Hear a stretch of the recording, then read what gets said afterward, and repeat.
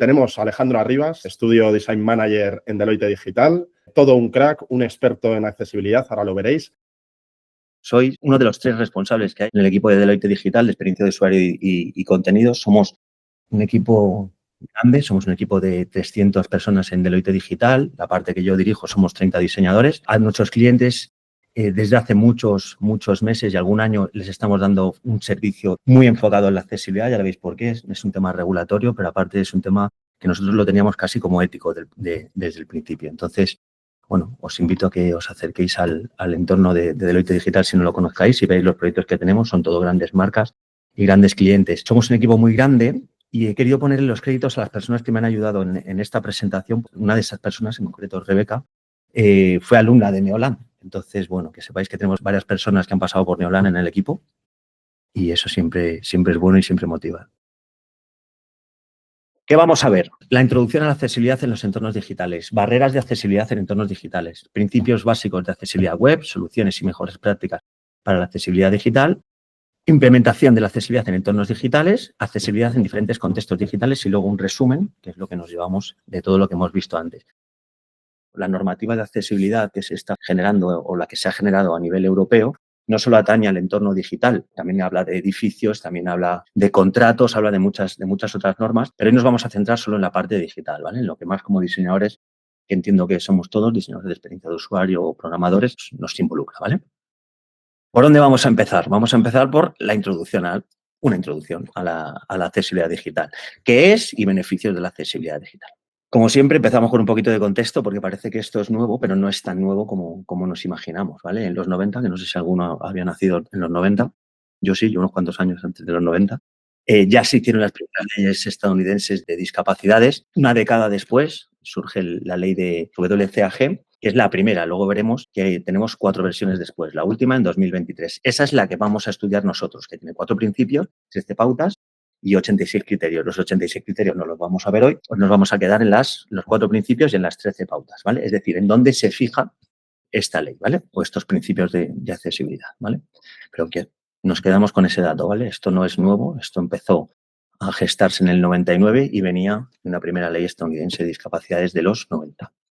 ¿Por qué es importante esto? Y esto sigue siendo parte de la introducción. Porque atender a las normas de accesibilidad hace que el mundo sea mejor para todos, ¿no? Porque desde hace un tiempo ha aumentado la sensibilización sobre la accesibilidad evoluciona en la estrategia de diseño y nosotros tenemos que estar acorde a esa evolución, tanto en los dispositivos, teniendo no solo las normas a nivel de experiencia de usuario y diseño, sino también en los dispositivos y los canales y los medios en los que nuestros sites se van a desplegar y se van a consumir, ¿vale?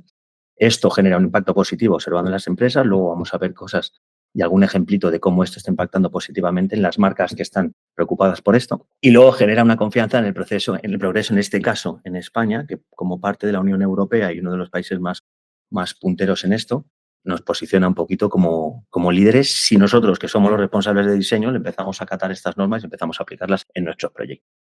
Una definición. ¿Qué es la accesibilidad digital? Si nos preguntan, yo diría la accesibilidad digital es la capacidad que tiene un producto o un servicio para ser utilizado por todas las personas. Es decir, cómo de accesible es y en función de cuántas personas son capaces o qué tanto por ciento de la población es capaz de utilizar. Se dice también, aunque yo lo utilizo menos, que es usabilidad para todos o diseño inclusivo. Yo de momento creo que nos quedaremos con la estandarización sobre accesibilidad digital, ¿vale? Y nos vamos a quedar con estos 2 datos y esto es bueno para nosotros. A día de hoy, el 98% de los sitios web no son accesibles. ¿Por qué es bueno para nosotros? Trabajo. Tenemos mucho trabajo por hacer. El 98% de los sites que hay actualmente se tendrán que rediseñar y reprogramar y eso es bueno para nosotros. Vamos a tener mucho trabajo. Estamos en el sector adecuado o uno de los sectores adecuados. Y luego el 67% de los problemas de accesibilidad se generan en la etapa de diseño. Esto, aparte de ser bueno para nosotros, por lo que decía que nos va a proporcionar trabajo, nos genera una responsabilidad con los productos y los diseños que hacemos, ¿no? Porque si el 67% de los problemas se inician en la parte que nosotros conceptualizamos, tenemos cierta responsabilidad con lo que luego salga, ¿no? Me gusta mucho esta frase, ¿no?, del W3C, que es la accesibilidad digital es esencial para muchas personas, pero es beneficioso para todos. Es decir, puede que no tengamos ninguna discapacidad, pero en cualquier caso es beneficioso para nosotros igualmente, ¿vale? Luego veremos qué tipos de discapacidades hay, que pensamos que no somos personas discapacitadas, pero podemos serlo en algún momento, aunque sea de manera temporal. Fijaos en estos dos datos también, ¿no? El 16% de la población mundial tiene una capacidad reconocida. Eso es muchísima gente, son 1.300 millones de personas, que es como si fuese toda China. Reconocida de manera permanente, ¿eh? Luego veremos las discapacidades temporales. Y luego el 30% de la población tendrá más de 65 años en 2030. ¿Qué quiere decir esto? Que dentro de 5 años, el 30% de la población necesitará que todos los SAPs sean consumibles por personas que seguramente hayan evolucionado en alguna discapacidad. De hecho, hay otro dato aquí que es entre los 25 y los 60 años, la habilidad de las personas para usar un sitio web declina un 0,8 por año. Esto va a incrementar porque la cantidad de dispositivos y de canales en los que vamos a consumir contenido digital en los próximos años va a escapar de la propia pantalla. ¿Qué quiero decir? Los coches, las neveras, las puertas de las casas, las ventanas, los propios móviles van a tener ya muchísimas formas más que una 2D, que decir de las gafas de realidad aumentada, de las gafas Apple, Oculus, demás. Todo eso va a ser cada vez más usado y va a aportar muchos problemas de accesibilidad seguramente, ¿no? Entonces, que tenemos que resolver. Entonces, yo creo que este dato va a incrementar. Seguramente se declinarán bastante más por año. Tengo esa intuición. 4 grandes beneficios de la accesibilidad digital serían la inclusión, la mejor experiencia de usuario, que es una obviedad, lo que aporta al negocio y a la marca, es lo que comentaba antes, y el cumplimiento legal y ético. Por empezar por la inclusión, beneficio, la inclusión para todas las personas. Poder acceder y utilizar todos los recursos digitales, tener la igualdad de oportunidades a la hora de consumir un producto, creo que es un beneficio bastante claro, ¿vale? Eso evita que haya personas que no puedan acceder a cierto contenido o que tengan igualdad de condiciones a la hora de consumir contenido digital. Mejora la experiencia de usuario. Cuando mejoras la experiencia de usuario, seguramente puedas hacer que tus productos vendan más si tu web vende cosas, que la gente acceda a tu contenido para consumirlo si tu site es de consumir información, y no solo que lo accedas de una manera más fácil, sino que sea seguramente mucho más rápido, más entendible, etcétera, etcétera. Nosotros somos diseñadores de experiencia de usuario y muchas veces se nos olvida la parte primera. Nos centramos mucho en el usuario y se nos olvida la parte de que somos de experiencia de usuario. La parte de experiencia es casi tan importante como la de usuario. Generar una experiencia accesible, fácil, usable, etcétera, es casi tan importante como ponerle foco, ¿no? en la persona. Aporta negocio y valor a la marca. Las marcas que no están atendiendo esto empiezan a ser marginadas por muchos de los usuarios. Las marcas que apoyan la accesibilidad generan más fidelidad, más percepción y mucha más simpatía con la mayoría de los clientes o con todos los clientes. Y luego cumplimiento legal y ético. Es que, como veremos ahora, es que no nos queda otra, porque hay regulaciones que ahora mismo están obligando a todos los servicios digitales a ser accesibles. Entonces, más que beneficio, es casi una obligación, porque si no es un perjuicio, ¿no? Más que un beneficio. En el segundo bloque nos vamos a centrar en las barreras de accesibilidad en los entornos digitales, es decir, qué tipos de discapacidades y necesidades hay en la accesibilidad digital, algunos ejemplos y el impacto que tienen estos.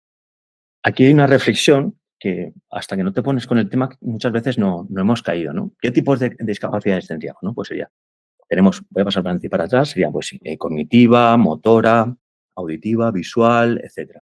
Fijaros en este ejemplo, ¿no? Yo tengo una limitación que es de visión, que a lo mejor es la más fácil, ¿no? Que puede ser permanente o puede ser temporal, es decir, yo no soy ciego, yo no voy a tener ningún problema, ya, pero a lo mejor de repente durante un tiempo tienes conjuntivitis o tienes cataratas o tienes algo que temporalmente te convierte en una persona con cierta discapacidad, ¿no? Entonces, pensar que no somos o que no estamos dentro del espectro de las personas que necesitan que las webs sean accesibles es un error, ¿vale? Por ejemplo, si vamos línea a línea, ¿no? Entonces, una limitación, que no veas, ceguera permanente. No puedo mirar la pantalla, no puedo consumir el contenido, que necesito lectores de voz, por ejemplo. Por ejemplo, las personas que tienen daltonismo, pues la utilización de colores muy similares o engamados no provocan contraste suficiente y esto hace que parte del contenido de esas páginas no se puedan consumir por las personas que tienen daltonismo, por ejemplo. Luego hay webs que se basan mucho en el vídeo y a lo mejor que necesitan subtítulos, ¿no? Y podemos pensar, no, eso es solo para la gente sorda, no. La gente sorda para la gente que queremos consumir un tipo de vídeo que está producido en otro idioma. Entonces, si está producido en otro idioma, ¿cómo hacemos ese vídeo accesible? Le ponemos subtítulos o hacemos unas transcripciones de audio, etcétera, ¿no? De hecho, os habréis fijado, no sé si utilizáis Teams o el propio Google Meet, que ahora ya tienen incluso traducción simultánea, ¿no? O sea, se están poniendo incluso las herramientas, se están poniendo las pilas en este tipo de cosas. Podemos pensar que la discapacidad de consumir una web podría tener que ver solo con ver o con oír. Ya, pero ¿y si tengo un esguince en la mano y de repente no puedo utilizar el ratón, por ejemplo? O si, por ejemplo, estoy consumiendo un site en el autobús o en el telesilla, imagínate que estoy mirando el móvil y tengo que ver el tiempo de una estación.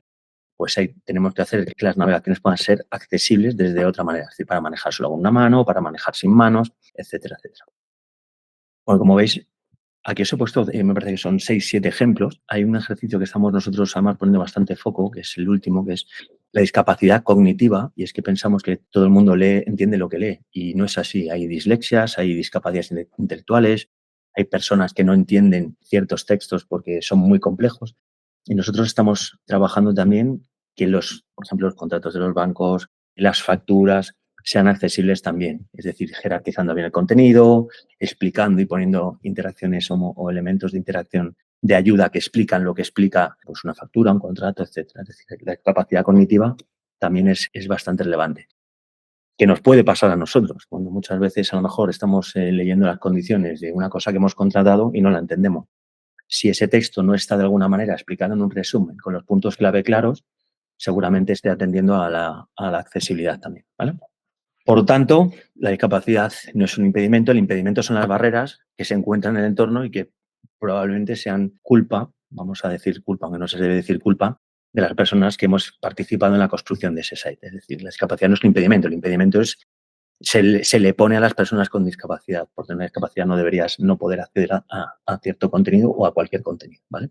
Algunos de estos impedimentos, ¿cuáles podrían ser? Estos son ejemplos que ya están muy bajados a tierra, ¿no? Por ejemplo, la falta de un texto alternativo en imágenes. ¿Qué es un texto alternativo en imágenes? Para los que sabéis un poco de programación, es cuando tú subes una fotografía, esa fotografía tiene que tener en el código una descripción que los lectores de voz puedan leer para las personas que son ciegas o que tienen dificultad de ver la foto. Es decir, si aparece la foto de un niño con un perro, si la persona que está consumiendo el site no ve esa foto y el lector de voz que va diciéndole, aquí hay una foto, esa foto tendría que estar construida con una descripción y el lector diría, en esta foto se ve un niño con una camiseta roja jugando con un perro en actitud muy contento, por ejemplo. Todo eso, cuanto más descriptivo, pues más accesible se lo hacemos. Contraste insuficiente, esto es una obviedad. Quiero ponerle foco porque muchas veces vamos a trabajar con manuales de marca que están pensados o construidos desde el punto de vista offline. Hay marcas que han nacido para vivir en web y en esas no tenemos ningún problema, ¿no? Hay marcas, Globo nació para ser digital, ¿no? Entonces, todo lo que el manual que cuando trabajáis con Globo o con Cabify está creado ya pensado para consumir en pantallas, ¿no? Los tonos de color, los tamaños de letra, tal. Pero hay muchas otras marcas que nacieron fuera, en un entorno offline o digital, Corte Inglés, por ejemplo, y ahora hay que trasladarlo a la web. ¿Qué pasa? Que a lo mejor esos colores y esos engamados que tengan no están pensados para un contraste digital. Entonces, nosotros como diseñadores tenemos que o proponer ampliar ese manual, modificarlo para atender estas cosas. Muchas veces es una disputa o es un trabajo casi más de concienciación que nosotros debemos tener. No se trata de saberse todas las leyes y normas. Las normas sí, las leyes no hace falta, pero sí que hay que saber que existen. Y muchas veces los clientes cuando nos contratan o las marcas para las que trabajemos, si no trabajamos en agente y trabajamos para una marca, no son conscientes de ello y nosotros tenemos que hacer un ejercicio didáctico, primero de concienciación y segundo de explicación de cómo tiene que ser el aplicar pues, sus manuales o los recursos, los textos, etcétera. Entonces, esto es importante. Entonces, siguiendo con los ejemplos o con algunos impedimentos, falta de estructura semántica, lo que decía, el tema de las palabras títulos que no se entienden por sí mismos. Muchas veces lo olvidamos pues porque priorizamos la estética de un titular o de un título de módulo, otro por encima de que se entienda lo que hay dentro de ese módulo, ¿no? Una buena práctica, por ejemplo, son los CTAs o los Call to Action. En vez de decir siguiente, te dice a dónde tienes que ir si le das a ese botón, ¿no? Por ejemplo, en vez de decir siguiente, lo suyo sería decir ir al pago. Tú sabes que le vas a dar al botón y vas a ir al pago. Si le das a siguiente, es como una sorpresa, ¿no? A ver dónde voy, ¿no? Todo ese tipo de cosas son responsabilidad nuestra y tenemos que empezar a incluirlas en nuestro trabajo con el diseño, ¿vale? Falta de compatibilidad con lectores de pantalla. Esto es el ejercicio que decía antes. Un ejemplo muy claro sería lo que estamos viendo si manejáis redes sociales, ¿no? TikTok, Instagram, demás. Es como casi todos los títulos están subtitulados ya. Hay tanta contaminación acústica, ¿no? Y hay veces que consumimos el contenido en entornos en los que hay más gente que no tiene por qué estar escuchando lo que nosotros estamos viendo, no tenemos auriculares. La manera que tenemos de consumir lo que dice ese vídeo sin poner el sonido es con esos subtítulos, ¿no? Que hace que ese vídeo se consuma muchas más veces o por lo menos cuando se reproduzca se entienda. Entonces, no solo es tema de redes sociales, que es un ejemplo que os pongo, sino que cuando nosotros subamos un vídeo intentemos que siempre estén subtitulados. Y luego viene la parte 2. Ese subtítulo tiene que tener el tamaño suficiente, tiene que tener el contraste suficiente o por lo menos la posibilidad de hacerlo más grande. No sé si tenéis Smart TV, cuando tú coges y le pones subtítulos, te dice qué tamaño quieres para el cuerpo del subtítulo, qué tipografía, qué contraste, ¿no? Si lo quieres en negativo o en positivo. No quiere decir que tengamos que llegar al nivel de poder configurar cada vídeo, como que el usuario pueda configurar cada vídeo, pero sí que exista por lo menos un subtítulo, ¿vale? Nos ha pasado, por ejemplo, hace poco, hace nada hemos sacado un vídeo y teníamos el problema que el cliente nos decía, no, pero es que quiero que la banda del texto sobre el que está apoyado el subtítulo tenga el color corporativo. El color corporativo era un turquesa muy lavadito, en el que no quedaba bien ni el blanco ni el negro, o sea, ni el blanco ni el negro del texto sobre ese color lavadito. Y ahí viene un poco la concienciación y la didáctica que tenemos que hacer para decirle, no, está muy bien la parte corporativa, pero si hacemos el subtítulo por un tema de accesibilidad y la propia gráfica no es accesible, tenemos un problema. Hay que renunciar un poquito a veces a la parte branding o corporativa en favor de esta accesibilidad. Que no quiere decir renunciar, quiere decir que a lo mejor se tiene que ampliar su manual incorporando este tipo de recursos que son accesibles. Tiempo suficiente para actuar, por ejemplo, sería un impedimento. A veces hablábamos de las personas mayores. Seguramente si nos escucha la madre o el padre alguno diría, oye, que tengo 60 años y no tengo ningún problema en consumir la web, ¿no? Pero sí que es cierto que a lo mejor la velocidad a la que nosotros que estamos acostumbrados a leer en pantalla, la velocidad que nosotros leemos el contenido es súper rápido y hay gente que dice, espera un segundo, a ver qué pone aquí. De hecho, pasa una cosa, nosotros tenemos varios estudios en Deloitte, y es que la gente cada vez lee menos en pantalla. Como hay tantos estándares web aplicados, lo que hacemos es, ya no leemos los encabezados, vamos directamente al CTA y damos por supuesto lo que pone en el cuerpo de texto. Porque entendemos, o sea, ya sabemos cómo es el e-commerce, ¿no? Imagínate, un e-commerce. Tú ya sabes que la foto está a la izquierda, que el texto está aquí, el precio está tanto, y coges y vas directamente y le das, ¿no? Porque estás automatizando procesos que tú das por supuesto que son como siempre han sido. Pero las personas, en este caso mayores, nos daban los estudios, se leen todo. El título, el subtítulo, los días de entrega, el no sé qué, se leen toda la página. Si nosotros hacemos página en la que esa información salta de una página a otra en un tiempo que no es prudencial, pues se va a perder esa información. Nosotros tenemos automatizadas unas cosas que no todo el mundo tiene por qué hacerlo. Pensad en esto que os digo. Pues hay mucha gente que se lee todo lo que pone en la página. Por lo tanto, es importante que lo que pongamos tenga sentido y dar tiempo a leerlo, ¿vale? Falta de navegación clara y consistente, sobre todo pasa en mobile, ¿no?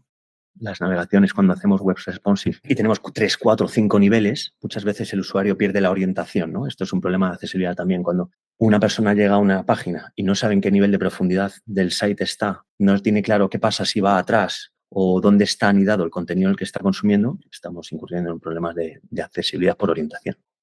Entonces, ¿dónde impacta la accesibilidad mal aplicada? Primero, en la exclusión de usuarios con discapacidad, en la básica. Lo que todos podíamos prever antes de ver este curso, ¿no? Limita su participación en la sociedad y genera esa exclusión. Si ya directamente no tiene contraste, si directamente no se puede leer por un motor de voz o ya estás excluyendo a cierta parte de la sociedad que no puede acceder a cierto contenido. Entonces ahí impacta. Riesgo legal y reputacional. Si mi marca o la empresa para la que yo trabajo o la agencia hace que las marcas para las que trabaja no tengan productos digitales accesibles, eso está impactando en la reputación, en cómo las marcas están percibiendo esto. Si sacamos esto del contexto digital, imaginaros que yo voy a un concesionario con mi madre que está en silla de ruedas y no tiene rampa para acceder a los coches. Primero pienso, fíjate que la asocio, lo que está pasando en ese concesionario se lo asocio a la marca, no a la concesión en concreto, sino que digo, me cae mal esta marca de coches. Pasa lo mismo en la web, ¿no? Si yo intento consumir un contenido y no lo veo, al final voy a atribuir esa percepción negativa de marca al grupo seguramente o a toda la marca porque el site no lo es y no tiene nada que ver. El site, que es un activo de los 300.000 que tendrá, a lo mejor está mal hecho, pero yo se lo voy a atribuir a toda la marca, ¿no? Eso tenemos que tener cuidado y lo que decía de esa responsabilidad que tenemos, ese 60 y tanto % de problemas que se generan desde la etapa de diseño que es la nuestra, ¿vale? Impacto en la experiencia de usuario, lo que os decía. Y esto ya no solo para personas con discapacidades, sino si yo cada vez que quiero leer una información sobre esto está mal jerarquizada, está pequeña, tiene los textos súper anchos y hay 600 palabras por renglón, estás dificultando la experiencia de usuario, seguramente acabes saliendo de esa página. Por lo tanto, podría perder clientes y oportunidades de negocio. Entonces, resumen de esto, si no lo hacemos bien, seguramente estemos impactando negativamente en las marcas y en las agencias para las que estemos trabajando. Fechas importantísimas. Nos tenemos que quedar con esto, tenerlo súper en mente, y en esa parte didáctica que tenemos que hacer con nuestros clientes y con las marcas con las que trabajamos, si trabajamos para una marca, es concienciar de estas dos grandes fechas. El 28 de junio de 2025, que es la fecha límite para aplicar las medidas en productos y servicios nuevos, es decir, todo lo que se esté construyendo ya tiene que ser accesible, por lo menos el grado 1, luego veremos los niveles de aceptación, en 2025.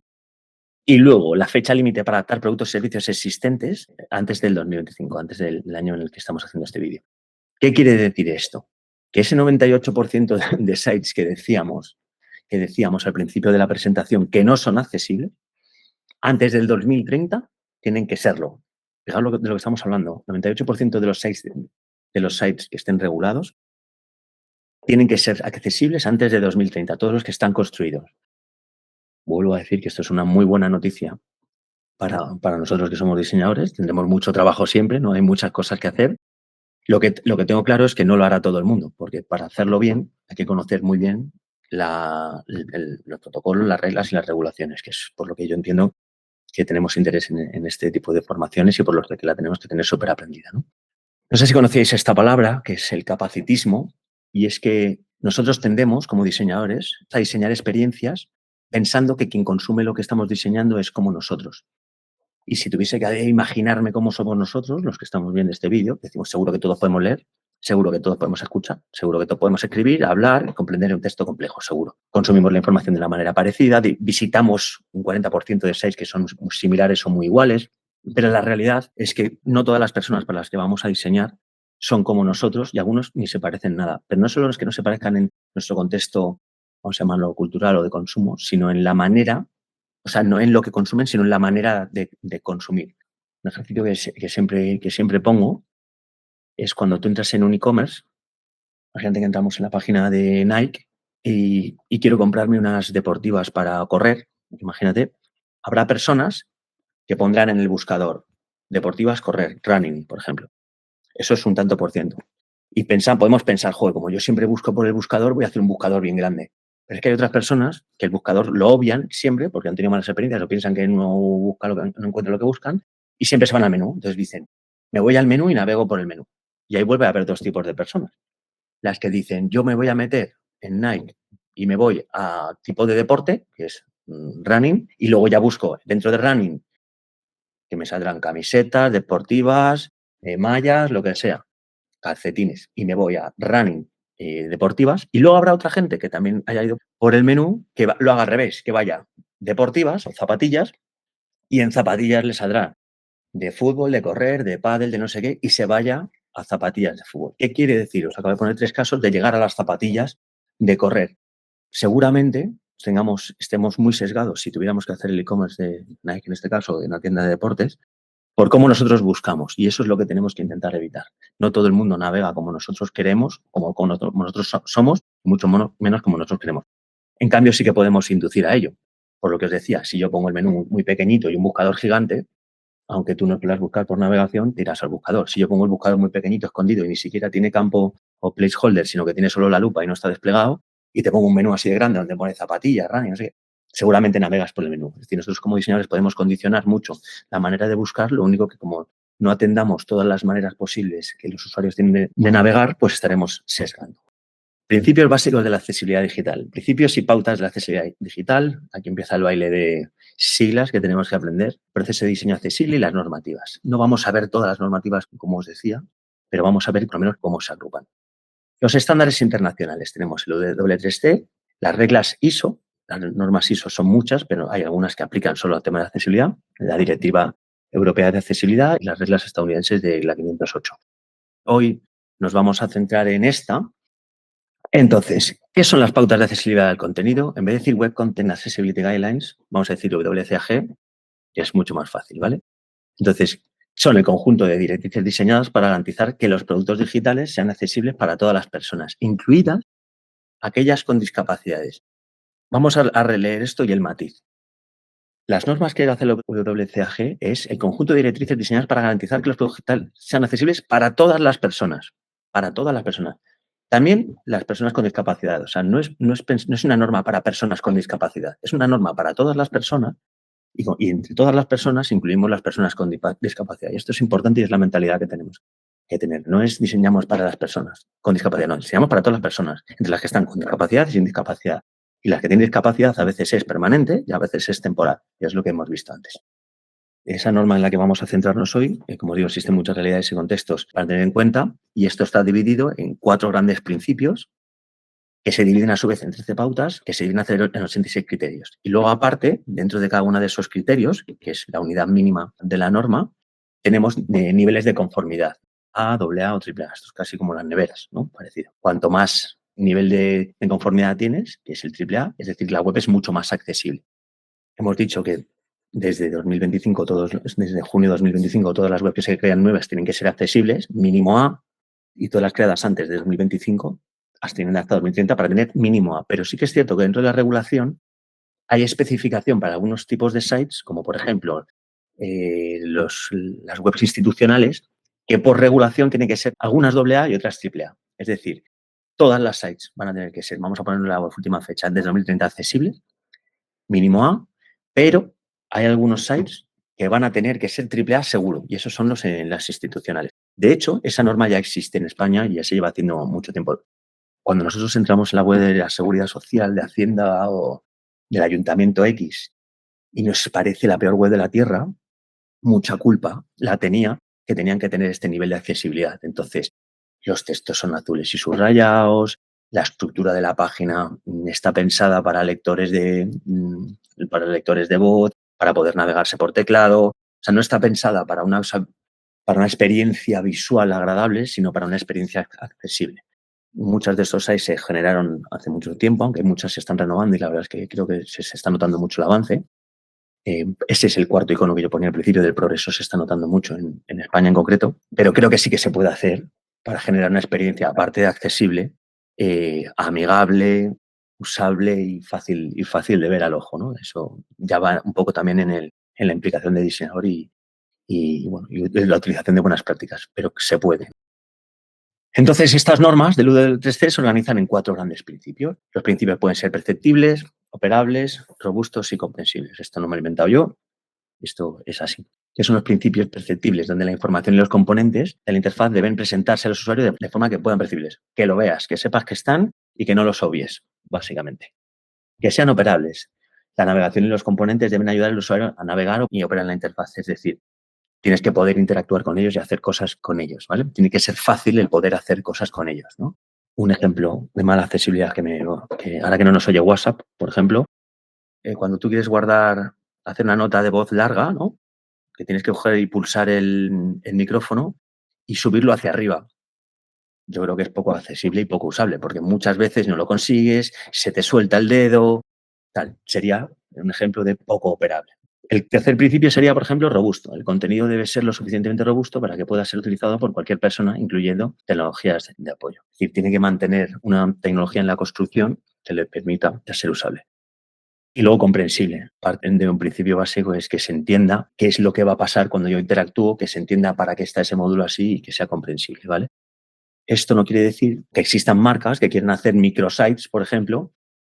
Estoy pensando en microsite de Fanta, por ejemplo, que tiene un target muy específico y consume el contenido de una manera, pues, muy flash, muy rápido, muy tal. Una cosa es que sea accesible ese contenido, que lo tiene que ser, y otra cosa es que el nivel de accesibilidad de comprensible sea parte del motivo de la marca o de la visión de la marca. Es decir, hay sites que voluntariamente se hacen para que tú investigues cómo funciona ese site, ¿no? Es decir, esto es clicable, no es clicable, porque forma parte de la experiencia de la marca, ¿vale? En cualquier caso, tendría que ser accesible. Como os decía, tenemos 13 pautas. Las 13 pautas se meten dentro de estos principios. Entonces, por ejemplo, tendríamos 4 pautas dentro del principio perceptible, otras 5 dentro del operable, 3 y 1. Pautas perceptibles. Textos alternativos, contenido multimedia, que sea presentado en diferentes formas de información y estructura. Estamos hablando de responsive, que sea distinguible, que se pueda ver y escuchar el contenido incluyendo la distinción entre lo más y menos importante. Operable, que es esa parte de navegación y de interacción, sería pues que el teclado sea accesible, tiempo suficiente, reacciones físicas. Respecto a la navegación, ayudar a navegar y buscar contenido y operar la funcionalidad a través de varios métodos. Mi consejo no es que cada vez que diseñemos algo, hagamos un check. Luego os he puesto una página, que es esta de aquí. Está muy bien esta página porque tú cuando entras te sale como un checklist para que cada uno de estos 86 criterios vayas verificando tú a la hora de diseñar o de testar un site si va cumpliéndose. Fijaos que aprendes estos 86 es una locura. Pero realmente, si nos pusiésemos uno a uno a mirarlos, muchos son obvios o deberían formar parte de lo que se entiende que es un estándar, ¿no? Lo que pasa es que al estar los criterios definidos, pues se listan así. Os invito a entrar en este site en el que si yo quiero hacer mi site 100% accesible, veis el nivel de conformidad. Es decir, por ejemplo, veis que pone A, AA, AAA a cada uno de los criterios. Entonces, yo puedo tener ese criterio o no conseguido, construido o diseñado, porque muchos son de diseño, pero otros son de construcción, son de programación. Y yo puedo tener el check o no. En función de los check A o AA o AAA que tenga, tendré un site A, AA o AAA. Y ahora, lo que os decía, los niveles de conformidad son lo que aplican a esos 86 criterios, ¿vale? Si una web es A o tiene el nivel de conformidad A, el contenido es accesible para algunas personas con discapacidades y abordan los problemas de accesibilidad fáciles de implementar, que tienen un impacto significativo en la accesibilidad general. Y eso es lo que os decía, todos los sites mínimos van a tener que ser nivel A, ¿vale? Luego el AA, que ese contenido es accesible para la mayoría de las personas con discapacidades, incluido aquellas discapacidades que son visuales, auditivas, motoras, cognitivas y de otros tipos. Es decir, de los 5 tipos que vimos al principio, la mayoría de las discapacidades con los criterios AA aplicados estarían resueltas. El AAA es que el contenido es muy accesible o 100% accesible para la mayoría de las personas con discapacidades, incluyendo discapacidades severas y múltiples. Ceguera total, discapacidades motrices totales, etcétera, ¿vale? Es bastante relevante porque nosotros necesitamos un presupuesto para hacer esto, ¿no? O cuando le decimos, oye, te voy a rediseñar el site. Hacerte la web cuesta X. Y mi X va a ser A. Pero si la quieres AA, va a ser X más Y. Pero es que si la quieres AAA, va a ser X más Z. Y vuelvo un poco al tema de la didáctica y de la concienciación, porque muchas veces nuestra frustración como diseñadores siempre pasa en alguna parte del proceso de diseño por el presupuesto que tenemos y los tiempos que tenemos para ejecutar las cosas. Entonces, tenemos que dominar muy bien las ventajas y los beneficios que tiene esto para intentar concienciar a las marcas para que generen un presupuesto o tengan en cuenta el esfuerzo que genera, o sea que requiere tener un site AA o AAA. Y la manera de convencerles no es que lo podrán ver este tipo de personas, sino nos tendríamos que ir a ese discurso de reputación, de pérdida de ventas, de tener que rediseñar el site en un periodo más corto de plazo. Si al principio hemos sido solo A y luego necesitamos ser AA, es decir, de volver a hacer 2 veces el site. Entonces, dominar todos estos argumentos es importante, sobre todo por la partida presupuestaria de esfuerzo, para que no incida en temas reputacionales y sobre todo porque es de lo que comemos, básicamente, los diseñadores. Entonces, creo que tener que dominar esto es bastante importante. Bueno, esto es un ejemplo que hemos hecho en Deloitte de cómo sería el proceso de diseño accesible para que sea inclusivo, ¿no? Primero es la investigación y comprensión de las necesidades del usuario, establecer unos objetivos de accesibilidad. Quiero ser A, AA, AAA, cómo de operable voy a ser, cómo de perceptible, bla, bla, bla. Luego las pruebas de usabilidad y de accesibilidad. Si estoy rediseñando es de lo que tengo ahora y que tengo que mejorar. Si estoy haciéndolo de cero es donde tengo que incidir en mi esfuerzo. Luego la implementación y el desarrollo. Y nosotros sabemos que no soltamos el hijo cuando lo hemos construido, sino que tenemos que hacer pruebas y testar. Es decir, después de todo eso deberíamos testar, no con ciertas herramientas y plugins que tenemos, por supuesto, pero también un poco con dato real o con data real de qué está pasando cuando nuestro site está live, ¿no? Cuando está siendo ya utilizado por personas. Muchas veces, cuando miramos analítica, dice, bueno, tengo una fuga del X%. Pero no pensamos, ese X% que se ha ido, a lo mejor es de personas que tienen cierta discapacidad. Es que a lo mejor esas personas no querían consultar, querían comprar. Y pensamos muchas veces en tipo de gente que compra o no compra, que abandona el flujo, el proceso, cuando miramos la analítica, pero no pensamos nunca, si esas personas, ¿por qué se han ido? ¿Porque no les gusta el site? ¿O porque no es accesible para esas personas? ¿Qué tipo de personas son esas? Es un poco también lo que tenemos que empezar a concienciarnos y a mirar, ¿vale? Y entonces vamos a ir acabando con las soluciones y buenas prácticas de accesibilidad digital. Muchos de los diseñadores conoceréis los 10 principios básicos de Jacob Nielsen. Yo creo que muchos sabéis que existen. Conoceros los 10 es más complicado. Yo te digo que si me hacéis un examen seguramente algunos me bailan. Pero sí que es importante que los tengamos presentes, porque los 10 principios básicos de usabilidad, si los aplicamos y los tenemos en mente a la hora de construir, seguramente ya nos estén resolviendo parte de la accesibilidad o de un site accesible, ¿no? Por ejemplo, el tema de formularios comprensibles, el contraste o los subtítulos.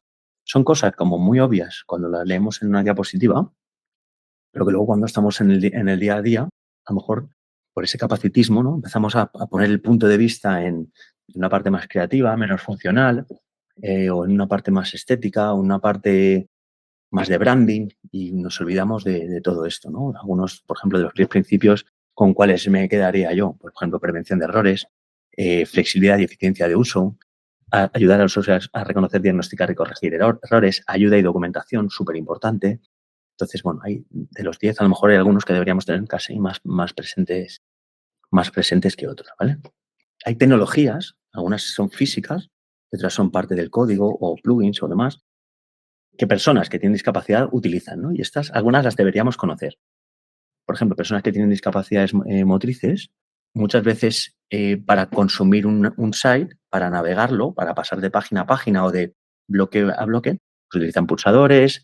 Hay ratones como el trackball que son personas pues, que a lo mejor la mano la tienen con algún tipo de discapacidad o le falta algún dedo o lo que sea, que necesitan esto. Temas de eye tracking, que es la navegación por medio de la observación y de la pupila, ¿no? Donde estás mirando, pestañeas, hace clic y demás. Esto es como muy avanzado, pero deberíamos saber que existen, ¿no? Es un mundo muy particular, que parece nicho, pero estamos hablando de esas 1.300 millones de personas. Entonces, como buen nicho, considero que es una buena oportunidad de negocio y dominarlo y ser especialistas en este tipo de site o en este tipo de personas, creo que nos puede generar bastante negocio en general.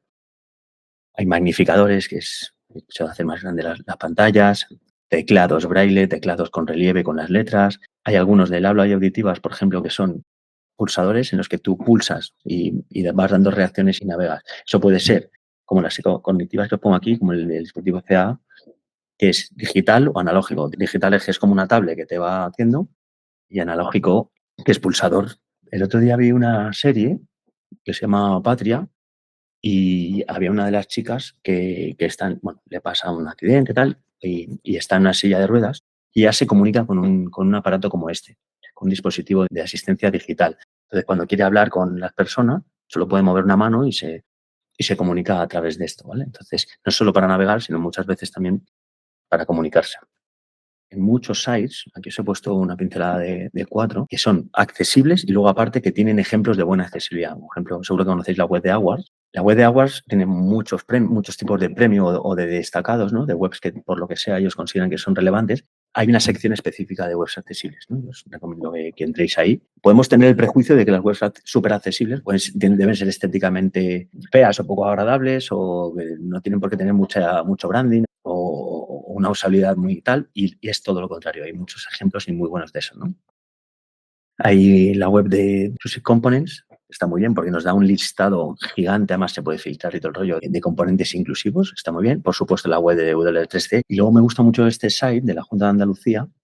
El site es para promover la igualdad de género, pero es que además lo importante de esta web es que no solo es que promueve la igualdad de género, sino la inclusión general, independientemente del género, a la hora de consumir ese contenido, ¿no? Entonces, para mí es un buenísimo ejemplo de cuando tú quieres que un mensaje llegue, no excluyas en la manera de comunicar, porque si no estarás participando de esa exclusión, ¿no? Entonces, esa web está muy bien. De hecho, aquí os pongo la web y hay miles de artículos, no miles, pero hay decenas de artículos sobre esta web porque tiene varios premios, ¿eh? Meteros y está muy bien el hecho de que cuando tú quieras hablar sobre la igualdad, en este caso de género, tu propio site promueva la igualdad en la posibilidad de consumir el contenido independientemente de género, de discapacidad auditiva, motora, Entonces, creo que me parece que es un concepto redondo, ¿no? Y está muy bien. Implementación de la accesibilidad en entornos digitales, las herramientas y recursos para evaluar la accesibilidad, como algunos ejemplos. ¿Qué profesionales deben saber de accesibilidad digital? Me voy a centrar en los que sé que seguramente estemos viendo este vídeo y yo cómo implementarlo. Las herramientas y recursos, yo os pongo algunos, hay muchos, me imagino que la mayoría utilizaréis Figma de momento diseñando. Hay varios plugins y bastantes buenos que ya te permiten y te dan una primera aproximación sobre cómo accesible estamos haciendo el diseño. Yo levantaría aquí la mano y aquí pongo, estas herramientas se encuentran solo entre el 15 y el 35% de la totalidad de errores. Nos ha pasado, muchas veces hemos caído nosotros en el error también, de que dicen, no, le pasa al validador del plugin X y me dice que es accesible. Bueno, es accesible, es un plugin y luego eso tiene que programarse y tiene que pasar otros niveles que van más allá del diseño. Entonces, está muy bien, pero deberíamos conocer la norma y ese checklist que os decía antes, ¿no? Es decir, no confiemos 100% en el plugin, está muy bien como primera guía, pero bueno, igual de la misma manera, ¿no? Hay extensiones de navegadores, yo tengo bastantes instaladas, y luego hay herramientas de pruebas manuales que directamente tabula tú el site, a ver si tabulándolo, pues puedes pasar por todo el site. Y luego, como siempre, la documentación es la que no falla. Si nos vamos a la documentación del WCAG y del W3C y vemos si está cumpliendo lo que pone, pues esa sí que es el validador 100%, más plugins aparte, ¿no? Entonces, yo empezaría de derecha a izquierda, vamos a conocer la documentación y luego hacemos testeos rápidos con las herramientas de aquí. ¿Qué aporta cada profesional en la accesibilidad? Entiendo que casi todas las personas que vayamos a consumir este vídeo estaríamos más cerca de la parte de UX UI, pero creo que es responsabilidad de los diseñadores conocer cómo se programan los sites y creo que es responsabilidad de los programadores entender cuáles son las motivaciones de experiencia de usuario a la hora de tomar ciertas decisiones. Y yo creo que el equilibrio perfecto es entender y trabajar en las dos partes. Evidentemente no se puede ser especialista en todo, no hay que saberse todo hasta el final, pero sí que hay que saber cosas que existen. Por leer algunas, por ejemplo, ¿qué aportaría el UX UI? ¿No? Pues crear los elementos fáciles de identificar, de leer, genera esa consistencia, esa armonía, la claridad, organiza bien los contenidos, genera bien la navegación que os decía yo al principio, ¿no? Esa orientación del usuario y luego hace que sea fácil y comprensible. Los tamaños mínimos son súper importantes, los breakpoints en el sentido de la web responsive, etc. Y el desarrollador, por ejemplo, pues es el que se encarga de meter, por ejemplo, los textos alternativos o generar esa lectura en el código, el orden de cómo el motor de lectura va a leer la página, la posibilidad de lanzar varios idiomas, de hacer más grande o más pequeña la página a nivel textos, a nivel cuerpo y también a nivel módulos. Es decir, hay muchas cosas en las que el desarrollador tiene responsabilidad. Para mí, siempre he pensado, siempre definimos nosotros que el ejercicio de diseño no acaba con el Figma y con el template. Para mí el ejercicio de diseño acaba con el HTML y el CSS, porque las microinteracciones para mí son diseño, porque la animación es diseño, porque la carga de la página y el tiempo de respuesta de la página es diseño, porque los over, la clicabilidad, para mí es diseño. Entonces, creo que deberíamos entender que ese 67% que hablábamos al principio de responsabilidad sobre la accesibilidad acaba en la conjunción de estas dos partes, del UX UI y por lo menos de la parte front, vamos a decir. Si tuviésemos que implementar una política de accesibilidad en una organización, tanto que es, imaginaros que trabajamos para una gran marca o para una marca que quiere aplicar estándares de accesibilidad, primero es empatizar, ¿no? Es decir, voy a tener conciencia de la situación que existe, de ahí es la parte didáctica que tenemos.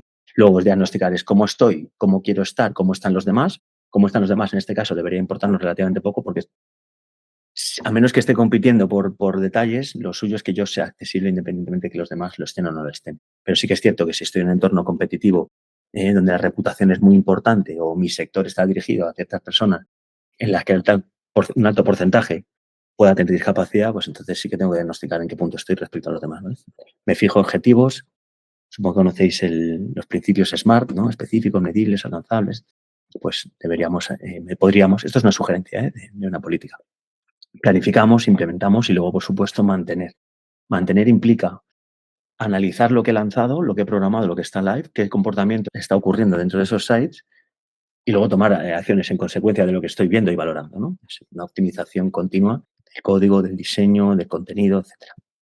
Y la accesibilidad, por terminar, en sitios web estáticos y dinámicos, en móviles y en dispositivos. Esto podría ser una charla en sí misma, pero vamos a dar unas pinceladas. Sitios web estáticos, estamos hablando de estructuras semánticas claras, contenido alternativo, contraste de color adecuado, digamos lo que podríamos entender como una base, como un punto 00. Dinámicos estamos hablando de cuando ya el formulario se tiene que mover, cuando tengo vídeos, cuando tengo que navegar por voz, etcétera. Entonces, la complejidad de los sitios dinámicos es un poquito mayor. El esfuerzo que tenemos que hacer como marca o que las agencias tienen que exigirle a los clientes para los que trabaja es un poquito mayor. De la misma manera, tenemos las aplicaciones móviles y los dispositivos inteligentes. Me refiero a todos esos dispositivos que ya no son el móvil o la tablet o el ordenador de escritorio, ¿no? Hay muchos dispositivos. Estamos hablando de un coche, estamos hablando de un ascensor que tenga pantalla, estamos hablando de esas máquinas del McDonald's que tienen que elegir la hamburguesa, hay muchos dispositivos que ya no son el móvil y que se enfocan en una interfaz o en una interacción y que necesitan ser accesibles también, ¿no? Habéis ido, por ejemplo, alguna vez al metro a sacar un billete, ¿no? Y tienes el modo fácil, ¿no? El modo fácil es el accesible. Yo creo que todos deberían ser accesibles, ¿no? Pero, bueno, a la hora de sacar un billete en el tren lo mismo, vas a la administración y tienes que elegir dónde tienes que ir de la administración. Todo eso son interfaces que tienen que ser accesibles. En un centro comercial, el punto de información también tiene pantallas que deben ser accesibles. Esos son dispositivos inteligentes que tienen un plus de esfuerzo que no tienen a lo mejor las aplicaciones móviles. Esto sería casi un repaso, que son las redes sociales, ¿no? Las redes sociales, lo que os decía al principio de la generación de subtítulos, el texto tiene que ser accesible. En las redes sociales hay un tema y es que al final son voluntarias, ¿no? Realmente son de ocio y cada marca puede hacer lo que quiera. Pero sí que es cierto que dentro de que tienen que estar todas cumpliendo el marco generativo, si nosotros nos metemos y os invito a que lo hagáis, no sé si habéis metido alguna vez en la configuración del propio Instagram, por ejemplo. Tú te metes en configuración. La configuración de Instagram, o sea, todo lo que puedes hacer en Instagram desde el panel de perfil es el 95% de la aplicación de Instagram. Y os invito a que os metéis ya que navegáis. Nosotros cuando hacemos clases presenciales, uno de los ejercicios es el feed, el like, el story, son 10 pantallas, por así decirlo. Desde que te metes en ayuda, en tu perfil, en configuración, en privacidad y demás, prometo que son casi más de 100 pantallas. Entonces, toda esa parte es la que de verdad genera la accesibilidad y la posibilidad de configurarlo. Entonces, os invito un día a que os metáis en Instagram y a que exploréis el 95% de la aplicación, que no es el feed ni es el story. Y os he resumido aquí unas conclusiones de todo lo que hemos visto. Mucha información, yo sé que del tirón es mucho, que luego cada una de esas partes tiene un tema en sí mismo. ¿Qué sería? La accesibilidad es un proceso continuo, las tecnologías y las necesidades de los usuarios cambian con el tiempo, por lo que es crucial realizar evaluaciones periódicas y mejoras continuas para mantener la accesibilidad de los productos y servicios digitales. La accesibilidad digital es esencial para promover la inclusión y mejorar la experiencia del usuario, para garantizar que todas las personas, independientemente de sus capacidades, puedan acceder y utilizar los servicios y productos digitales. Las organizaciones que priorizan la accesibilidad demuestran compromiso con la responsabilidad social, lo que se traduce como una ventaja competitiva y, por lo tanto, mayores oportunidades de mercado y fortalecimiento de las relaciones con los clientes. Esto es lo que nos van a dar de comer. Es fundamental comprender los tipos de discapacidades y necesidades de accesibilidad para diseñar interfaces inclusivas, motoras, cognitivas. La carencia de accesibilidad puede causar un significativo impacto negativo en la experiencia de usuario, en el acceso a la información y los servicios, resultando pérdida de clientes, pérdida de fidelización, etc. El cambio de mentalidad es crucial para superar el capacitismo y diseñar para la diversidad. Me gustaría que esa palabra o ese concepto de capacitismo, si no lo conocíais, exploréis sobre él y hagamos un ejercicio introspectivo sobre cuánto diseño yo pensando en que todo el mundo es como yo, ¿no? Y es interesante. Es crucial que todos los involucrados en el desarrollo de productos digitales entiendan y colaboren para integrar la accesibilidad en todas las etapas del ciclo de vida del producto. El cumplimiento de las normativas y estándares de accesibilidad es no solo una buena práctica, sino también una obligación legal. Me gusta acabar con esto y voy a poner un ejemplo del cinturón. Qué bueno que nos hayan obligado a ponernos el cinturón en el coche porque si no nos ponían una multa, ¿no? Pues esto es igual. Qué bueno que haya salido una ley que nos obliga a hacer sites accesibles. Debería haber sido voluntario, seguramente ético, y el mundo sería mucho mejor si esto hubiera surgido sin una imposición legal, pero qué bueno que haya leyes, que es lo que os decía al principio, que es hacia dónde evoluciona esto, que empiecen a mirar o a tener en cuenta el bien común, ¿no? Y el bien común es que todos podamos acceder a la información de la misma manera. Y nada, muchas gracias. Os invito a que investiguéis este mundo. Me parece que nos va a dar de comer a muchos mucho tiempo y yo creo que eso es bueno.